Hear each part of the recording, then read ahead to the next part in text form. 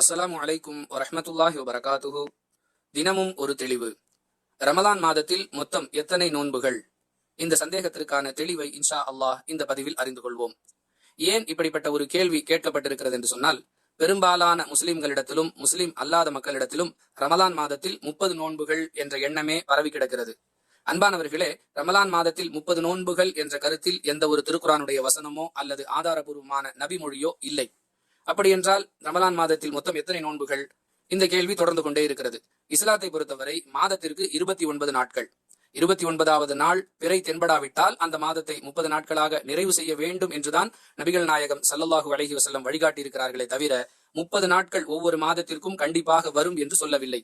எனவே அந்த மாதம் 29 நாட்களோடு நிறைவு பெற்றுவிடும் என்று சொன்னால் 29 நோன்புகள் தான் கிடைக்கும். 30 நாட்களாக ஆகும் என்று சொன்னால் 30 நோன்புகளை நோக்க வேண்டும். சில நேரங்களில் 29வது நாளிலேயே பிறை தென்பட்டு விட்டது என்று சொன்னால் பலருக்கு வருத்தம், இந்த வருடம் 30 நோன்பு கிடைக்காமல் போய்விட்டதே, அது ஏதோ மிகப்பெரிய ஒரு பாதிப்பு தங்களுக்கு ஏற்பட்டதை போன்று அங்கலாய்க்கக்கூடிய நிலையை பார்க்கிறோம். இஸ்லாமிய கீதங்களிலும் இஸ்லாமிய உரைகளிலும் ரமலான் மாதம் 30 நோன்பு என்ற வாசகமே தொடர்ந்து பயன்படுத்தப்பட்டுக் கொண்டிருக்கிறது.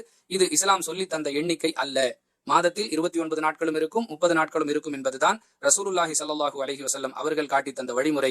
எனவே ரமலான் மாதத்திலும் 29 நோன்புகளும் வரும், 30 நோன்புகளும் வரும். நமக்கு எண்ணிக்கை நோக்கம் அல்ல, அல்லாஹுவுக்கு கட்டுப்படுவதுதான் நோக்கம். ரமலான் மாதம் முழுவதும் நோன்பு நோக்க வேண்டும் என்பது இறை கட்டளை. அதற்கு கீழ்ப்படிவதுதான் நம்முடைய வேலையை தவிர எண்ணிக்கையை கணக்கிடுவது நம்முடைய வேலை அல்ல என்பதை கவனத்தில் கொள்ள வேண்டும். வாஹிரு தஅவானா அனில் ஹம்துலில்லாஹி ரப்பில் ஆலமீன். அஸ்ஸலாமு அலைக்கும் வரஹ்மத்துல்லாஹி வபரகாத்துஹு.